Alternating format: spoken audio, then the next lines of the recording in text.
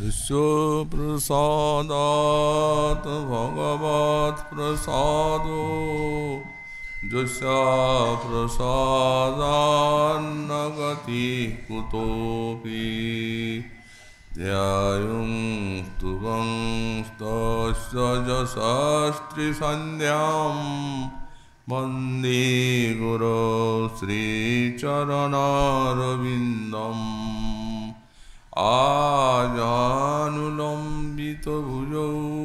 कनकावदातौ सङ्कीर्तनैकपितरौ कमलायताक्षौ विश्वाम्बरौ द्विजवरौ जुगधर्मपालौ वन्दे जगत्प्रियकरौ करुणावतारौ नमस्त्रिकालसत्याय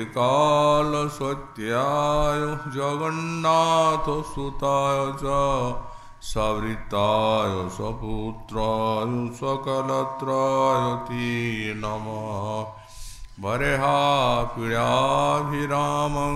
मृगमदतिलकं कुण्डलाक्रान्तगण्डाम् पञ्जाक्षं कम्बुकण्ठां स्मितसुभगमुखं स्वाधुरेन्नस्तवीनुं श्यामं शान्तं त्रिभङ्गां रविकरवसनं भूषितं वैजयन्त्या वन्दे वृन्दावनस्थं युवतिशतभृतं ब्रह्मगोपालवेशम् तप्तकाञ्चन गौरङ्गी राधी वृन्दावनेश्वरी वृषभानुसुते देवी तं नमामि हरिप्रिये मूकां करोति वाचालं पङ्गुं लङ्घयति गिरिं यत्कृपातमहं वन्दे परमानन्दमाधवाम् वाञ्छाकल्पतरुभ्यश्च कृपासिन्धुभ्य एव च पतितानां पावनेभ्यो वैष्णवेभ्यो नमो नमः। हरिभक्तिपराजित हरिनामपरायणा दुर्वृत्ता वा सुवृत्ता वा त्रिसङ्गनित्यं नमो नमः। नमो धर्माय महते नमो कृष्णाय विदुषे ब्राह्मणेभ्यो नमस्कृत्य धर्मान् मोक्षे सनातनात् नारायणं नमस्कृत्य नरं चैव नरोत्तमं देवीं सरस्वतीं व्यासं ततो जयो मुदीरयेत्। जय रूप सनातन भट्ट रघुनाथ श्रीजीव गोपाल भट्ट दास रघुनाथ ऐसय गोसाईर करे चरण वंदन जहिति विघ्ननाश अभीष्ट पुराण दुर्गमी गतिमेन्द्रस्य स्खलत्पादगतिर्मुहु सकृपाजुष्टिदानेन सन्तः सन्तु अवलम्बनम्। प्रत्युङ्गच्छलादुज्जलामृतरसो प्रेमैकपूर्णाम्बुदि लावण्यैकसुधानिधि गुरुकृपा वात्सल्यसाराम्बुधिः तारुण्यप्रथमा प्रवेशविलसन् माधुर्यसाम्राज्यभूत् गुप्तः कोऽपि महानिधि विजयते राधारसैकावधि। कलिजुग पावन अवतार श्री श्री गौरांग महाप्रभुर परम अंतरंग पार्षद परम पूज्य पाद श्री शिला प्रबोधानंद सरस्वती चरण तार श्री श्री राधा रस सुधानिधि ग्रंथे 136 संख्यक श्लोके শ্রী শ্রী রাধারানীর বিপুল মহিমা মাধুরী স্ফুরণে বললেন, যিনি প্রত্যঙ্গে উচ্ছলিত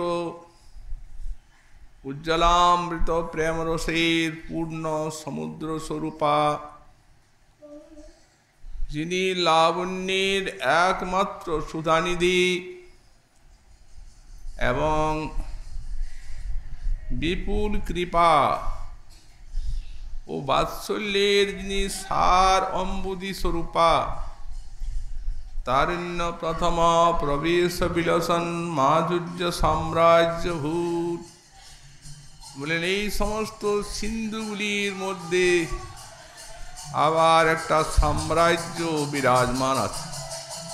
সেটি কি বললেন? যার বয়সন্ধি কালেই যার শ্রীঅঙ্গে অপূর্ব মাধুর্যের সাম্রাজ্য বিলসিত হয়, সেই রাধারানী গিরি প্রেম রসের অবধি স্বরূপা কোপি গুপ্ত মহানিধির বিজয়তে শ্রী রাধা নামনি কোনো অনির্বচনীয় গুপ্ত মহানিধি বিরাজ করছেন। আমরা এই শ্লোকের ব্যাখ্যা প্রসঙ্গে গতকাল এই পুরুকৃপা বাৎসল্যাম বুধি অংশটি আস্বাদন করছিলাম। ভগবানের যে ভক্তবাৎসল্যের কথা আমরা বলেছি, কিন্তু এখানে এই পুরু শব্দটি দিয়ে শ্রীল গোস্বামীপাদ জানাতে চাচ্ছেন, রাধারানী তাহা অপেক্ষাও কোনো অনির্বচনীয় বাৎসল্যের সার সিন্ধু স্বরূপা। কৃষ্ণ যেমন অখিল রসামৃত মূর্তি, তেমনি রাধারানী হচ্ছেন অখিল ভাবের মূর্তি, অখণ্ড মহাভাব স্বরূপা। সকল প্রকার ভাব তার মধ্যে সুপ্রকাশিত হয়ে থাকে। কার প্রতি তার বাৎসল্য ধারা ঝরে পড়ে, যথাযোগ্যভাবে ব্রজে সকলের প্রতি তার বাৎসল্য রসধারায় সকলে যথাযোগ্য রূপে স্নপিত হয়ে থাকেন। মধুর রসের সঙ্গে এই বাৎসল্য রসের বিরোধ আছে, এটি মহাজনগণের উক্তি। কিন্তু রাধা এমনি তত্ত্ব যে সাক্ষাৎ মধুর রস স্বরূপা হয়েও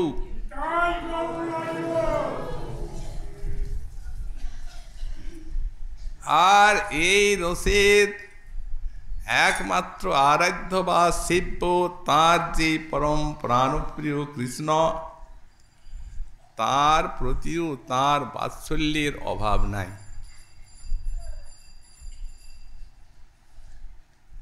কেউ যদি বলেন বিরোধ রসটি কিভাবে প্রকাশিত হয়, বলেন লীলা ভেদে এর বিরোধ নেই, অতি সুন্দর সামঞ্জস্য আছে। যেমন বললেন, যেমন নিকুঞ্জে যখন শ্রী শ্রী গোবিন্দকে নিজের হাতে ভোজন করান, তখন শত শত মাতার থেকেও স্নেহযুক্ত বাৎসল্য প্রকাশিত হয় রাধার, এবং সেই বাৎসল্য রসটি মধুর রসের সঙ্গে বিরোধ হলেও এমনি তত্ত্ব রাধা যে সেই বাৎসল্যটি থাকে মধুর রস মাখানো। যা তার মধ্যেই সম্ভবপর হয়। ভাব বস্তু তো ব্যাখ্যা করে বোঝানো যায় না, এ তো অনুভবের জিনিস। অতএব রসিক ভাবুক যারা, তারা অনুভব করে দেখবেন যে কৃষ্ণের ভজনকালে রাধার যে বাৎসল্যটি কৃষ্ণের উপরে প্রকাশ পায়, সেটা কিভাবে মধুর রস মাখানো থাকে, অত্যন্ত চমৎকার স্বাদু। কারণ এই তত্ত্বটির কাজই হচ্ছে কৃষ্ণকে করায় সাম রস মধু পান, অতএব পূর্ণ করে কৃষ্ণের সর্বকাম। কোনো বাসনাই কৃষ্ণের পূর্ণ রাখেননি রাধা। প্রতিদিন রন্ধনের জন্য যাচ্ছে পায়ে হেঁটে। মাতা যশোমতী জানেন দুর্বাসার বরে রাধা অমৃত হস্তা, দুর্বাসার বরের অপেক্ষা নাই। স্বয়ং মহালক্ষ্মী স্বরূপা, অতএব এই সব গুণ তার স্বভাব সিদ্ধ। কিন্তু ঋষিগণ তারা এক একটা বর দিয়ে আর নিজের বাক্যকে সফল করেছে। অমৃত হস্তাহ, মা শুনেছেন প্রত্যেক দিন আহ্বান, যান মা এবং সকলের সম্মুখে সেই অপূর্ব বাৎসল্য মধুর রস মাখানো ঝরে পড়ে। কিন্তু সায়ংকালে আর যেতে পারেন না। এই জন্য ওই নিজের ছায়া স্বরূপা সেই কিঙ্করী, যারা এই কৃপা এবং বাৎসল্য রসের জীবন্ত মূর্তি, রাধারানী সবার থেকে শ্রেষ্ঠতম আধার। ধনিষ্ঠা যান গুণমালা সখী কৃষ্ণের সব লীলা বলেন, মা তার সমাচার জানান। ভোজন দ্রব্য পাঠাবার নিমিত্ত রাধারানী শত শত মায়ের থেকেও অধিক বাৎসল্যে সব সাজিয়ে দেন। চমৎকার রূপে সাজিয়ে সেই সকল নিজের হাতে তৈরি করা সব মিষ্টি সন্দেশ তুলসী কস্তুরীর হাতে দিয়ে পাঠান। যখন পাঠাচ্ছেন তখন বুকের কাছে টেনে ধরে। কি বলেন?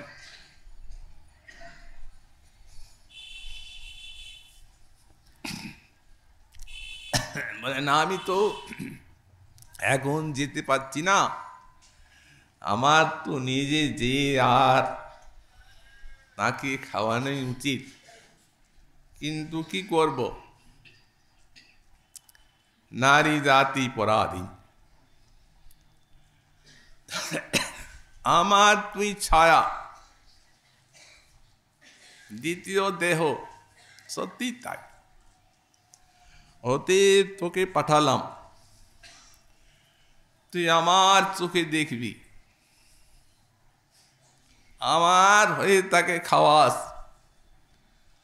এবং যখন আসবি তখন চোখে করে তাকে বহন করে নিয়ে আসিস, তোর চোখে যেন আমি তাকে দেখতে পাই। তো চোখে করে কি করে কাউকে বহন করে নিয়ে যাওয়া যায়, এটি আনতে হবে না। এটি রাধার নিজের গুণ। কৃষ্ণময়ী কৃষ্ণ যার অন্তরে বাহিরে, যাহা যাহা নেত্র পড়ে তাহা কৃষ্ণ স্ফুরে। ওটা কৃষ্ণময়ীরই গুণ। কিন্তু বাৎসল্যটি আমি কোলের কাছে টেনে সোহাগ করেন।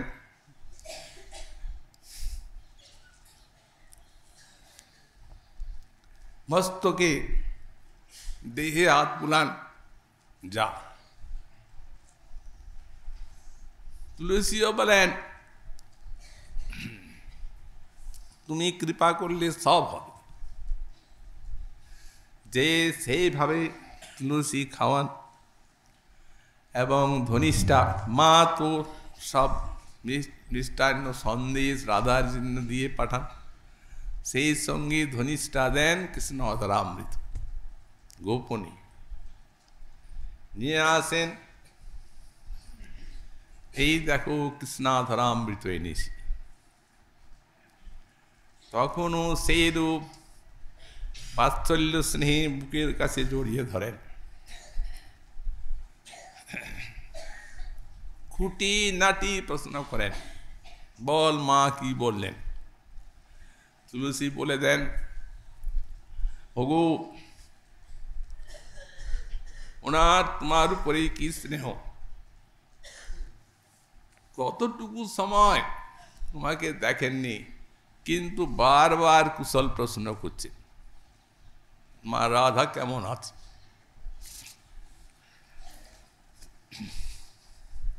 তো ঈশ্বরই প্রশ্ন করছেন যে তুই নিকটে ছিলি তো, ভালোভাবে খেয়েছে তো। তুলসী বলছেন তোমার নাম করে যখন দিচ্ছে তখন কি খাচ্ছে? মা দিচ্ছেন এইটে রাধা পাঠিয়েছে। তেমনি ওগো কি বলবো, কি সাধুতে ভোজন করছে। তুই কাছে ছিলে তো, আমি তো নিকুটেই আছি, কথা হয়নি কিছু। তুলসী বলছেন গুরুজনের কাছে কি করে বলবে, তবে হ্যাঁ আমার দিকে তাকিয়েছিল, আমি তাকে চোখে চোখে উত্তর দিয়েছি। কি বলেছিল? বলেছিল রাধার সঙ্গে যেন বৃন্দাবনী মিলন হয়। আমি চোখে চোখে বললাম নিশ্চয়ই হবে, কি আর স্নেহের কিং করি।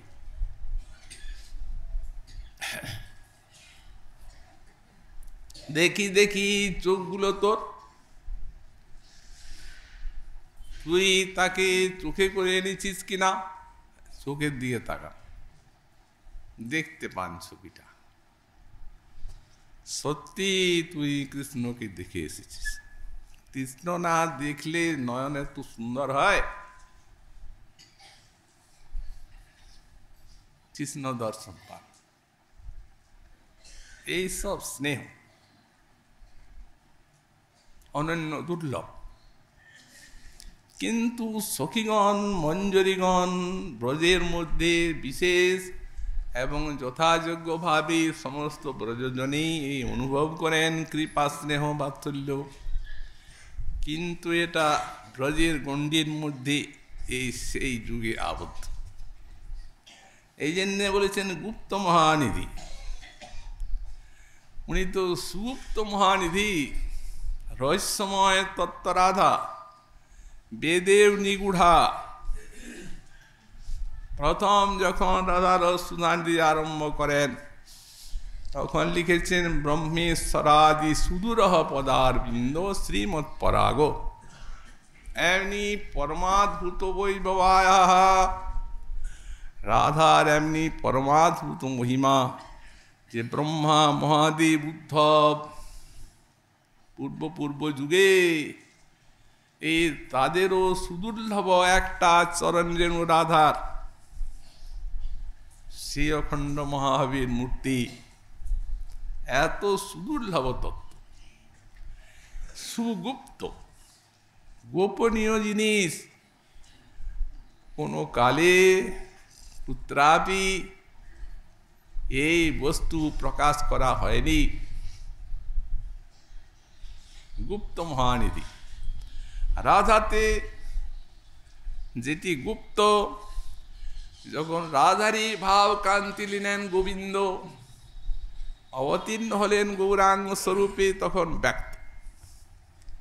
রাধাতে যেটি ছিল অব্যক্ত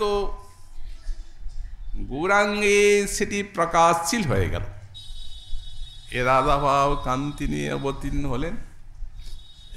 এই সবগুলি এইভাবে প্রকাশিত হয়ে আর শত সহস্র ধারায় সমস্ত জগতের উপরে ছড়িয়ে পড়ল। একটি সুন্দর দৃষ্টান্ত আছে। এই যে বাৎসল্যটি গৌরাঙ্গের থেকে তার ভক্ত সমাজ কিভাবে আস্বাদন করেছেন, এই রূপ কোনো শাস্ত্রে কোথাও শ্রী ভগবানের বাৎসল্যে যে কোনো ভক্ত এবং কোনো সব প্রেমিকগণ আস্বাদন করেছেন তার কোনো প্রমাণ পাওয়া যায় না। একদিন শ্রীমন মহাপ্রভু তিনি সকলের কাছে বলছেন ভক্তবৃন্দ, আজকে কিন্তু আমার প্রকৃতির স্বরূপে নিত্য হবে। অতএব দেখিছে যে জিতেন্দ্রিয় তার অধিকার, প্রকৃতির স্বরূপে নিত্য হবে বললেন যখন, সবারই পরমানন্দে উল্লাস। কিন্তু বললেন দেখিতে যে জিতেন্দ্রিয় তার অধিকার, যে জিতেন্দ্রিয় সেই দেখতে পান। ভক্তগণ এই কথা শুনে বিমর্ষ হয়ে গেলেন। সর্বাদ্য ভূমিতে অঙ্ক দিলেন আচার্য, আজি নিত্য দর্শনে মূর নাহি কার্য। অদ্বৈত আচার্য বলছেন আজ আমি তোমার নিত্য দর্শনে যাব না, আমি সে অজিতেন্দ্রিয় না যাইব তথা। শ্রীবাস পণ্ডিত বলেন মোর ওই কথা, উনিও বলছেন আমিও অজিতেন্দ্রিয়, আমিও যাব না। মহাপ্রভু বলছেন তাহলে আর নাচবো কাকে নিয়ে? তোমরা না গেলে আমার নিত্য কাহারে লইয়া? কোনো ভয় নাই।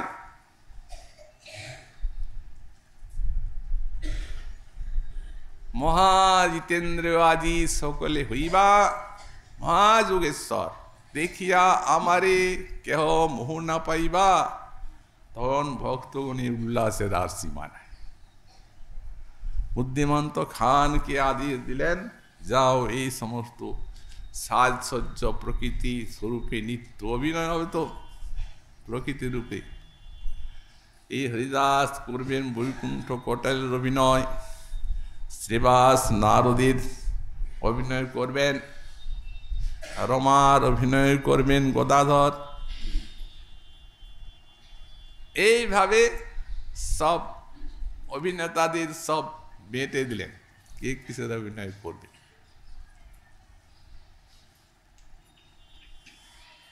চলে গেলেন চন্দ্রশেখর আচার্যের ঘরে। সেইখানে এই মহারহস্যময় যে লীলা, সেই লীলা হবে। তারপরে সব সাজসজ্জা হচ্ছে, সব ভক্ত সমাজ দর্শক চারদিকে আসর আছে। প্রথমে প্রবিষ্ট হইলা প্রভু হরিদাস। হরিদাস প্রথমে যাচ্ছে বৈকুণ্ঠ।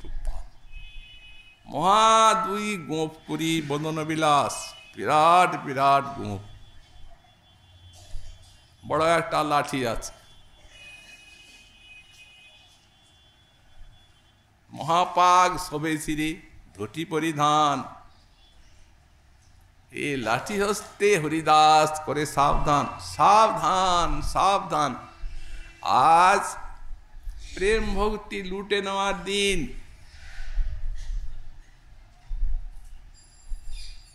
তো আজ বৈকুণ্ঠের থেকে এসেছেন শ্রীহরি এখানে, এইখানে আজ প্রভুর লক্ষ্মী বেশে নিত্য হবে। প্রেম ভক্তি লুটি সব সাবধান সাবধান করছে। দুই গোপকে মোচড়াচ্ছে। এত কহি দুই গোপ মোচড়ায় হাতে। তারপরে সকলেই হাসছেন।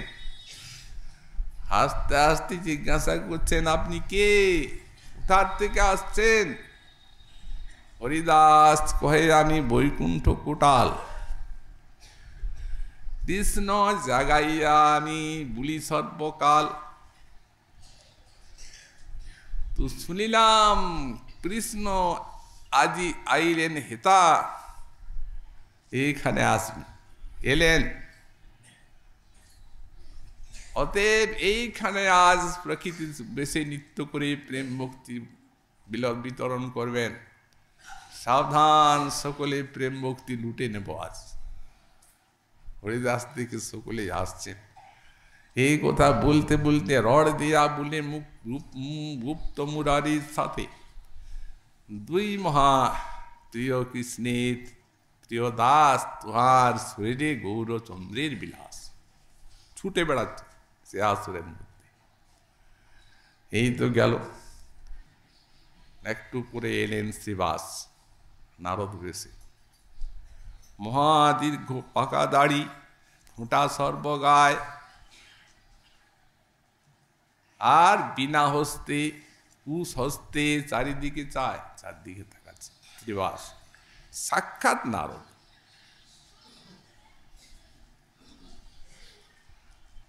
সকলেই দেখে অবাক হয়ে আশ্চর্য হয়ে সব আসছেন। গভীর নাচে অদ্বৈত জিজ্ঞাসা করছেন, আপনি কে, কেন এখানে এসেছেন আপনি? নারদ, আমার নাম কৃষ্ণের গায়ন, অনন্ত ব্রহ্মাণ্ডে আমি বুলি সর্বক্ষণ। তো বৈকুণ্ঠে গেলাম কৃষ্ণ দেখিবার তরে, শুনিলাম কৃষ্ণ আইলা নদিয়া নগরে, শুনলাম যিনি এইখানে এসেছেন। তো শূন্য সব বৈকুণ্ঠের ঘরদ্বার, না গৃহস্থ নাই পরিবার। অতএব তখনই আইলাম, সেই বৈকুণ্ঠ ছাড়িয়া নিজের নাথকে স্মরণ করে আসলাম।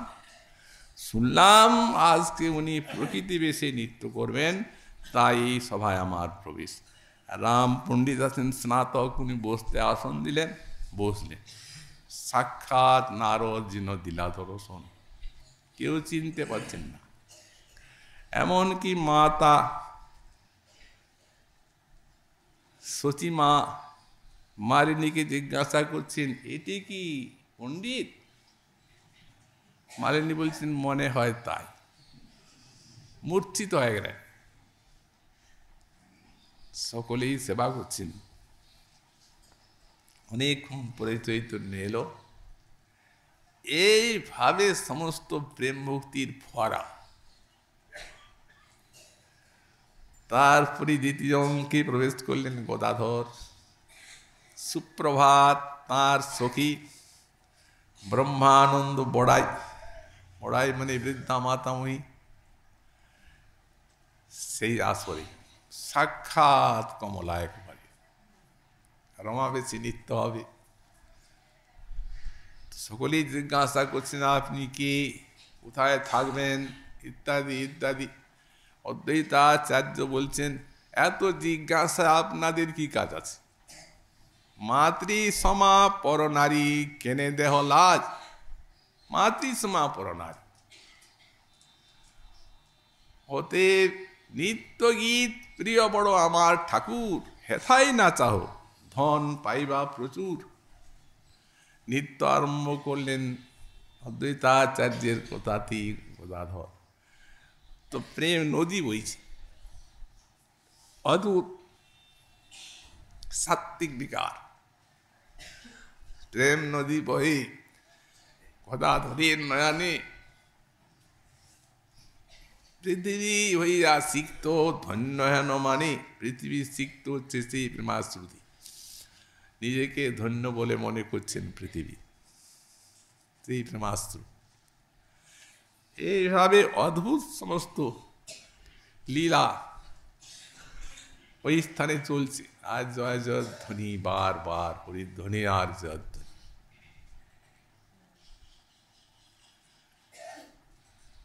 তার ওদিকে যেখানে বেশ গৃহ, সেইখানে মহাপ্রভু রুক্মিণীর আবেশে রুক্মিণীর সব কথাগুলি বলে যাচ্ছে। শুনিয়া তোমার গুণ ভুবন সুন্দর, দুরভেল অঙ্গতা ত্রিবিধ দুষ্কর। শুনি যদু সিংহ তোমার যশের বাখান, নির্লজ্জ হইয়া চিত্ত যায় তোয়া ঠাম। কোন কুলবতী ধীরা আছে জগ মাঝে, যে দেহ পাই তোমার চরণ নাহি ভজে। শিশুপালের সঙ্গে বিয়ে দিবেন পিতা এবং ভ্রাতা, সব ঠিক, কিন্তু তুমি যদি না আমাকে উদ্ধার করো নিশ্চয়ই মরব, 100বার মরব, তথাপি তোমার ছাড়া অন্য কাউকে বরণ করব না। না বলে দিচ্ছি, ব্রাহ্মণের দ্বারা চিঠি লিখছেন, অশ্রু করছে, পৃথিবীতে এরকম লিখছেন চিঠিটা। যাও বিপ্র, বলবে ভবানী পূজার জন্য যখন কন্যা যায় এই সময় যেন হরণ করে নিয়ে যা।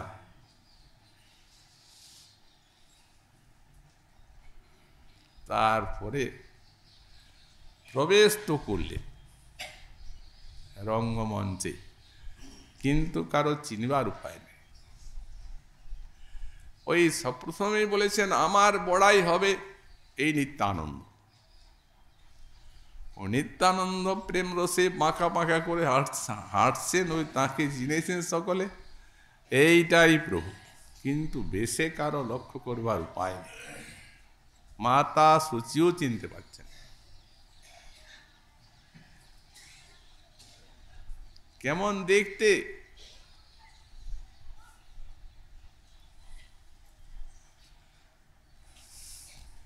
মহাজন বলছেন সিন্ধু হইতে প্রত্যক্ষ কি হইলা কমলা, রঘু সিংহ গৃহিণী কি জানকী আইলা। না জানকী, না এই মহালক্ষ্মী কিংবা পার্বতী, পার্বতী কিংবা কোনো সেই কমলা দেবী সাক্ষাৎ এলেন, কিংবা গঙ্গা কিংবা রূপবতী দয়া, কিংবা সেই মহেশ মোহিনী ময়া মহামায়া, কিংবা সেই মহামায়া মহেশ মোহিনী, চিনতে পারেন না কেউ, স্থির করতে পারছেন না। এই রকম রূপ অদ্ভুত, যে রূপ দেখে মহেশ পাগল হয়ে গেলেন।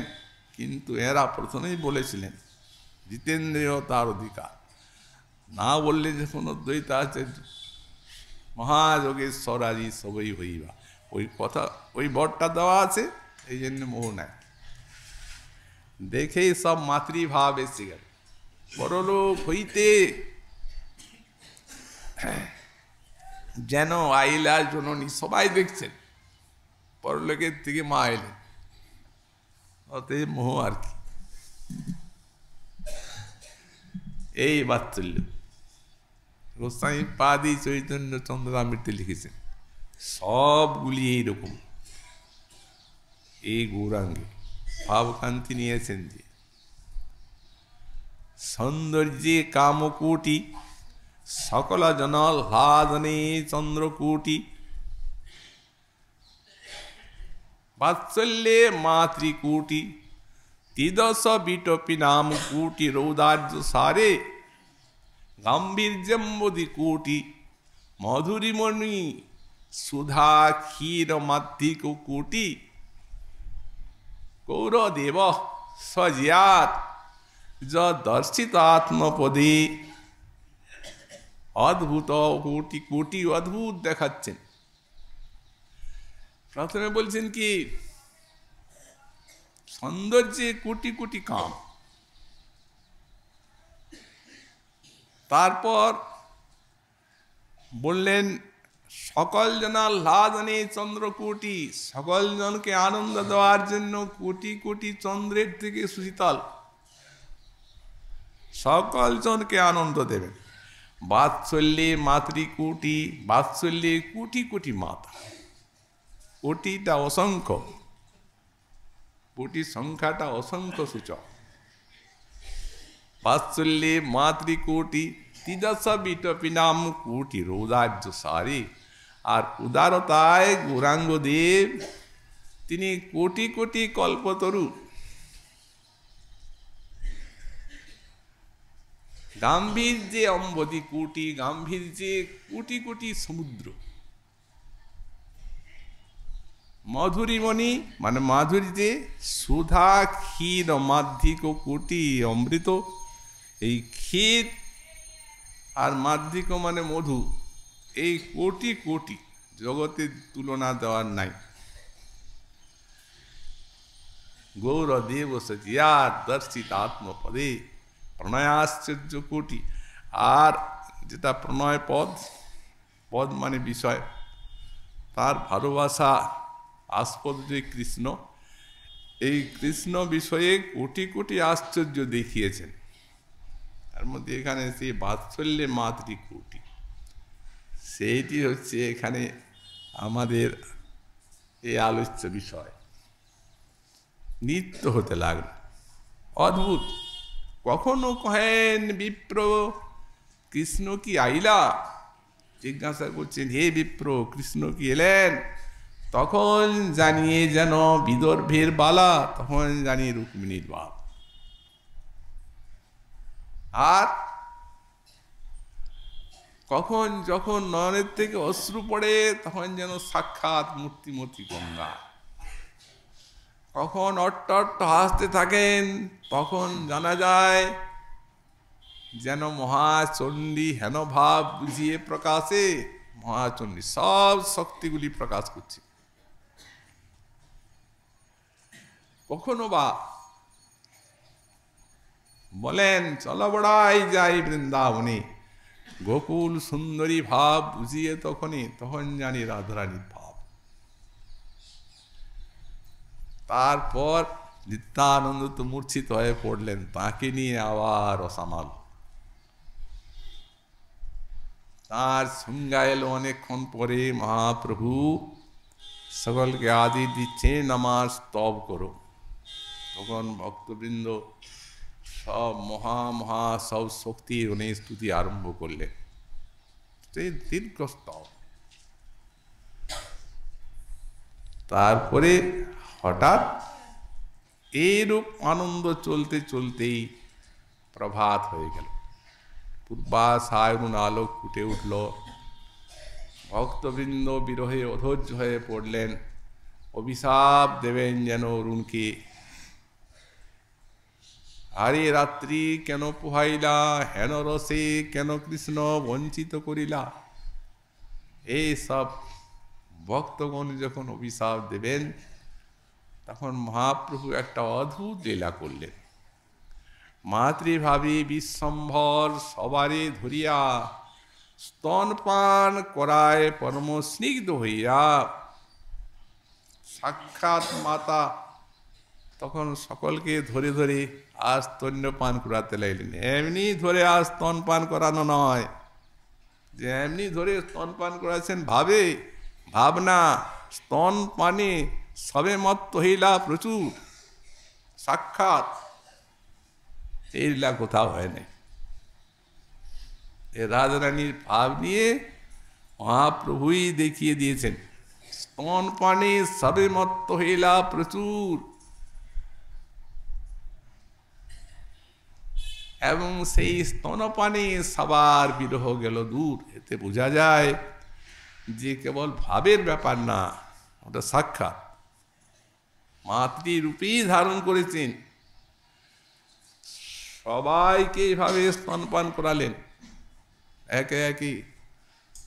তবে ভক্তগণের সেই যে একটা বিরহ জ্বালা, সেই বিরহ জ্বালা গেল। তো সুতরাং এইরূপ মহাপ্রভুতে রাধার যে গুপ্ত বস্তুর প্রকাশটা ব্যক্ত। তারপরে বললেন তারুণ্য প্রথম প্রবেশ বিলসন মাধুর্য সাম্রাজ্য ভূ। যেমন কতগুলি সমুদ্র আছে, তার মধ্যে যেন একটা সাম্রাজ্য থাকে। তো বললেন তেমনি রাধার বয়সন্ধি কালে সাম্রাজ্য, এটি মাধুর্যের সাম্রাজ্য। মাধুর্যের সাম্রাজ্য বিশাল সাম্রাজ্য বলতে বিশাল রাজ্য, সেখানে ছবি পাওয়া যায়। তো গোবিন্দ হচ্ছেন সাক্ষাৎ মাধুর্য মূর্তি। লীলাসুখ বললেন মাধুর্যের কোটি কোটি সমুদ্র,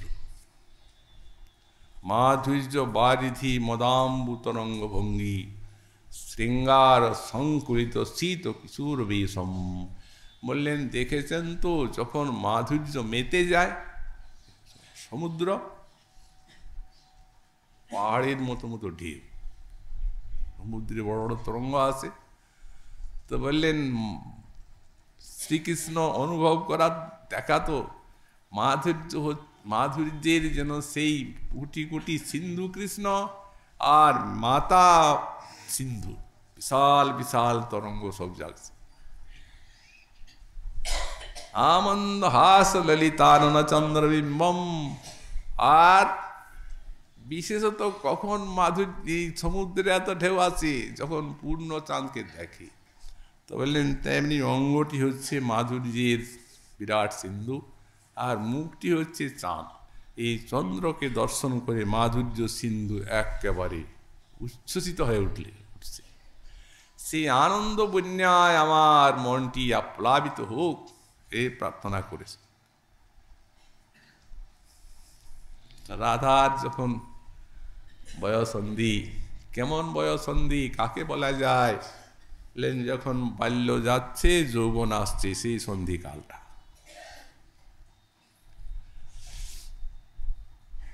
একটা রাজা যাচ্ছে, আরেকটা রাজা এলো। তখন যে নতুন এলো সে তো নিজের সমস্ত প্রভাব আইন কানুন সে রাজ্যে বিস্তার করবে। তো মহাজন লিখেছেন রাধার দেহে বাল্য যাচ্ছে আর যৌবন আসছে। শৈশব যৌবন দর্শন ভেল, তো দুহু পথ হেরইতে মনসিজ গেল।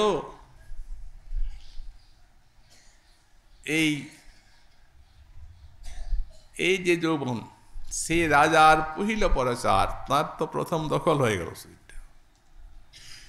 তখন উনি বাল্য রাজাকে তাড়িয়ে দিচ্ছে। ভিনজনে দে অল ভিন অধিকার, কোটিক গৌরব পায়ল নিতম্ব। কোটি ছিল স্থূল রাজার বাল্যে। তো ওই যে যৌবন আসছে, সে বলছে তুমি নিচে যাও, নিচে নিচে। কোটিটা ক্ষীণ হয়ে গেল, নিতম্ব বিশাল হয়ে গেল। কোটিক কৌরব পায়ল নিতম্ব, একক ক্ষীণ ওকে অবলম্ব। এখন একটা হয়ে গেল অবলম্বন, আর কোটি হয়ে গেল ক্ষীণ। শরণাথ সফল গতি লোচন পাও, আর লোচনক ধৈর্য পদতলে যাও। নয়ন যুগল ছিল স্থির বাল্যকালে, সকাল সব দিয়ে সমান তাকানো। আর চরণ ছিল চঞ্চল।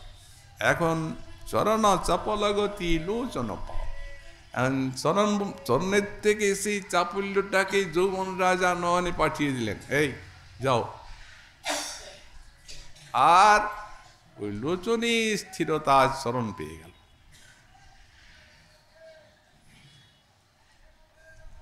এইভাবে কহ কবি শেখর কি কহিয়ে পার, ভিন্ন ভিন্ন রাজ ভিন্ন অধিকার। ওই যে মাধুর্য বারুদি, এই মাধুর্যটা এমন বিলসিত রাধার এই বয়সন্ধিতেই।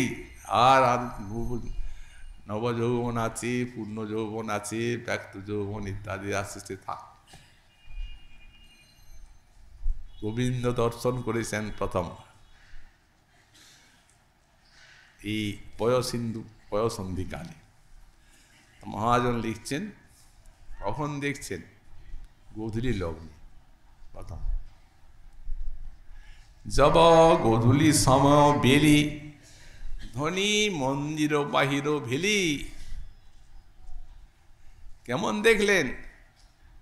যেমন নবজল ধরে বিজুরি রেহা, দ্বন্দ্ব প্রসারিও গেলি। অঙ্গটি দেখছেন একটু আঁধার হয়ে গেছে গোধূলি বেলা।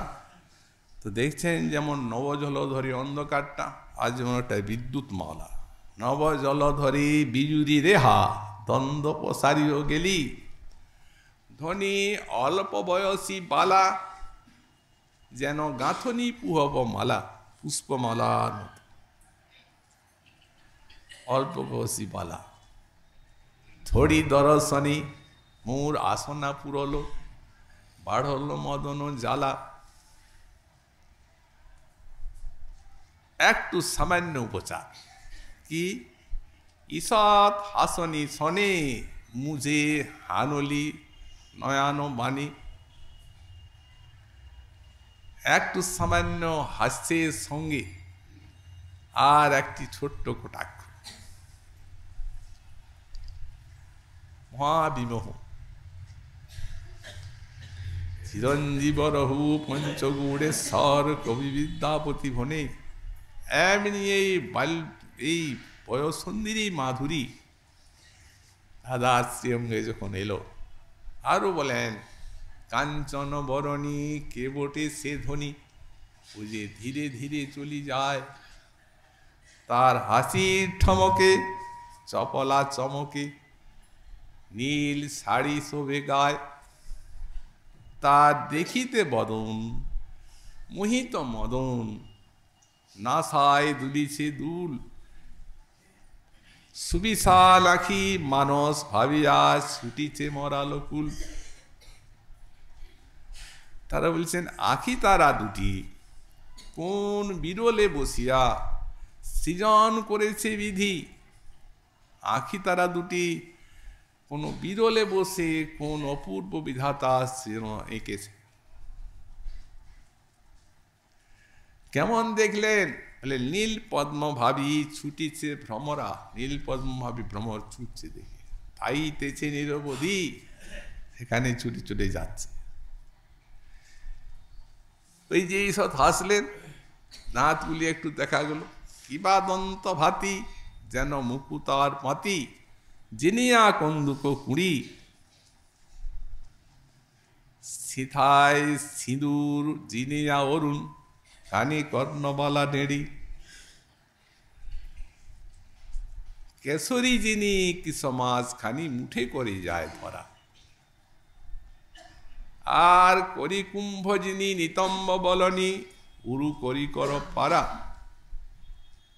চরণ যুগল জিনিয়া কমল আলতা রঞ্জিত তাই মজুমন তাহে কাহে না ভুলব সে যে মদন মুরুছা পায় সখার কাছে এই সমস্ত বলছে সখাকে জিজ্ঞাসা করছে সখা কাহার নন্দিনী কাহার ঘরণী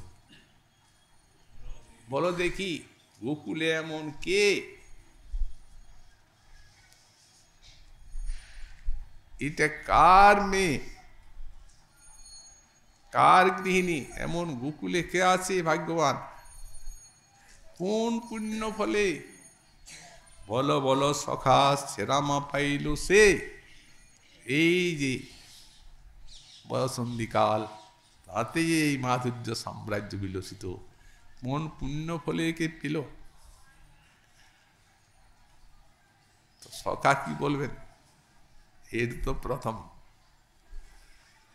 তখন কবি বলছেন পদকর্তা চণ্ডীদাস কহে ভেব না ওই শ্যাম গুণমণি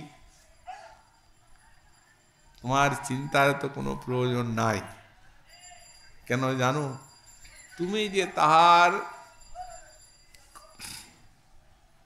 সরবশ ধন অতএব তোমারই আছে সে ধনী ভাববে না তেমনি অদ্ভুত বয়সন্ধির সাম্রাজ্য বিলসিত সেই গুপ্ত কূপটি মহানিধির বিজয়তী রাধা রসিকাবধি সে রাধা নামনি রসির পূর্ণবধি কোন গুপ্ত মহানিধি সর্বোৎকর্ষে বিরাজমান আছে যার ভাবনে আজ শ্রীমন মহাপ্রভু এই যে গুপ্ত বস্তুকে সারা বিশ্বে ছড়িয়ে দিলেন ওটা তো রাধারই করুণা ওটা তো গোবিন্দের কৃপা নয় গোবিন্দের কৃপা হলেও ভজন করতে হয়, তবে প্রেম লাভ করা যায়। আর মহাপ্রভুকে দেখেই সকলে প্রেম পেয়েছেন, ওটা ওনার ভাণ্ডারের জিনিস নয়, ওটাই পুরু কৃপা বাৎসল্য সারামৃতি। তাই এমনটি এই যুগে হলো, বলি হতো জীব তাদের এখন এই তত্ত্ব সাধ্য সাধনার বিষয়বস্তু হয়ে গেছে।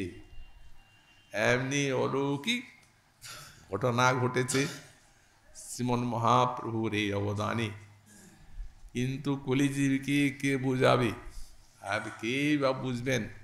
শাস্ত্রের কোষ্ঠী পাথরে মহাজনগণের বাণীর অনুরূপ যদি চিন্তা করে দেখা যায়, তাহলে এই যত সমস্ত যুগ এই বিশেষ কলির মতো ভাগ্যবান আর কোনো কলিতে হয় না, যারা এইখানে এসেছেন।